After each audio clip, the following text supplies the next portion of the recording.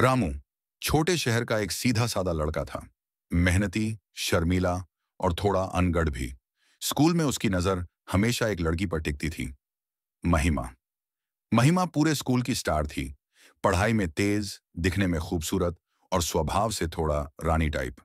हर लड़का उसे पसंद करता था, लेकिन वो सबको दूरी पर रखती थी।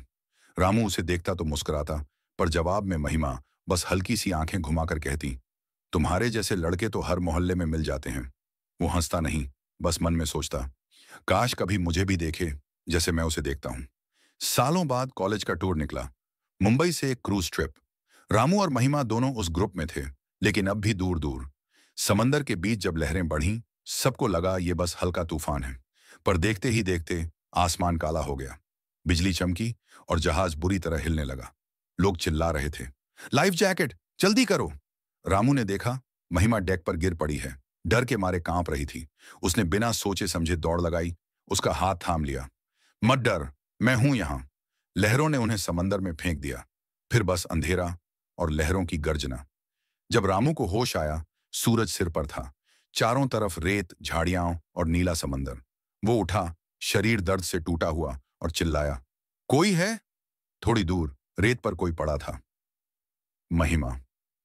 उसकी सांसें धीमी थीं, कपड़े भीग चुके थे। रामू उसके पास गया, धूप से उसे बचाने के लिए अपने शर्ट से छाया की। धीरे धीरे उसने आंखें खोली। तू तू यहां क्या कर रहा है? रामू मुस्कुराया। शायद किस्मत ने हमें यहां फंसा दिया। महिमा ने कुछ नहीं कहा, बस मुंह फेर लिया। अब उस सुनसान टापू पर बस वही दो थे, और कोई नहीं। पहले कुछ दिन बस झगड़े में बीते। महिमा हर बात पर गुस्सा करती, मत सिखा मुझे क्या करना है। रामू शांत रहता, फिर कहता, अगर तू कुछ नहीं करेगी तो भूख से मर जाएगी। वो पानी ढूंढता, नारियल तोड़ता, आग जलाता। महिमा दूर बैठकर उसे काम करते देखती। रात को जब ठंडी हवा चलती, वो कांपती। रामू अपनी जैकेट बढ़ा देता। वो झिझकती, फिर ले लेती। धीरे धीरे वो समझने लगी, जिसे वो घंवार समझती थी, वही उसे जिंदा रख रहा था। एक दिन रामू को बुखार हो गया। वो जमीन पर पड़ा था, पसीने में भीगा हुआ। महिमा घबरा गई। उसने जंगल से पत्ते लाकर माथे पर रखे और पूरी रात उसके पास बैठी रही। सुबह जब रामू उठा, उसने देखा महिमा उसकी बांह पर सिर रखकर सोई थी। वो हल्के से मुस्कुराया। पहली बार उसके चेहरे पर मासूमियत थी। तू भी अब इंसान लगने लगी, वो बुदबुदाया। महिमा जागी, शर्म से नजरें झुका लीं। उस पल उनके बीच कुछ बदल गया था, बिना कहे बिना छुए। तीसरे हफ्ते भारी बारिश हुई। महिमा पूरी भीग गई, कांप रही थी। रामू ने आग जलाई और बोला, आजा पास, नहीं तो ठंड लग जाएगी। वो झिझकती हुई पास आई, फिर धीरे से उसके कंधे पर सिर रख दिया। उसने कहा, तू अब भी मुझसे नफरत करता है? रामू बोला, नफरत नहीं कर सकता, बस भूल नहीं सकता कि तू पहले कैसी थी। महिमा की आंखों से आंसू गिर गए। शायद मैं बदल गई हूं। उसने पहली बार उसका हाथ पकड़ा, और दोनों के बीच सन्नाटा नहीं, एहसास था। अब वो दोनों हर काम साथ करते, पानी भरना, मछली पकड़ना, झोपड़ी बनाना।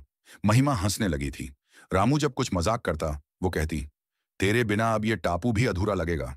रात को आग के पास बैठकर वो कहती, रामू, मुझे डर लगता है, अगर हम यहां से गए तो। वो बोला, डर मत, अगर तू बदलेगी नहीं तो मैं हमेशा तेरे पास रहूंगा। उसके होंठों पर हल्की मुस्कान थी, और उसी रात उनका पहला आलिंगन हुआ। बारिश की बूंदें, लहरों की आवाज और उनके दिलों की धड़कन, सब एक लय में थे। कुछ दिन बाद एक हेलीकॉप्टर गुजरा। रामू ने आग जलाकर संकेत किया। महिमा की आंखों में आंसू थे।